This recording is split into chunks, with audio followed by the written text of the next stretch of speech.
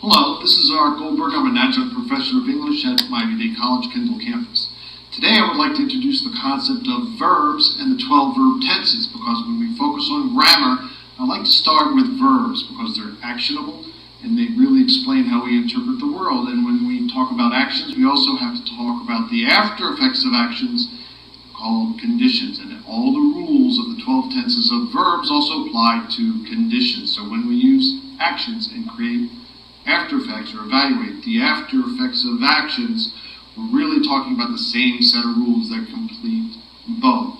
So let's talk about the 12 verb tenses. We're going to start with simple. We're going to talk about perfect. These are different tenses. We're going to talk about progressive. And we want to talk about perfect progressive, the fourth one. Why are there 12? Well, these are 3.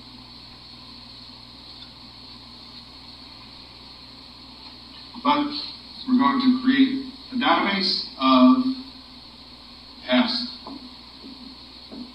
present, and future. So in our discussion of verbs, we have past, simple, perfect, progressive, and perfect progressive. We have present, simple, perfect, progressive, and perfect progressive. We have future, simple, perfect, progressive, and perfect progressive.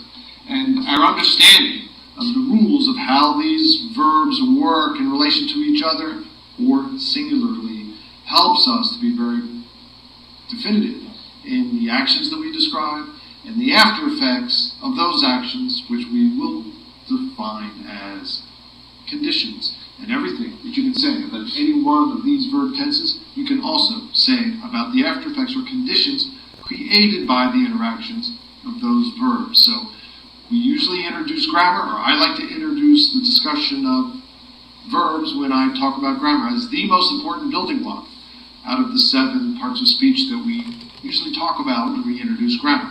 Verbs are the most important. They're actionable. We can start and stop them and continue them in simultaneous actions. There are all kinds of interplay between different verbs and the 12 verb tenses and the conditions that those actions create. So I think it's an exciting concept. So I hope you'll join with me in the next several videos to discuss how these verbs work.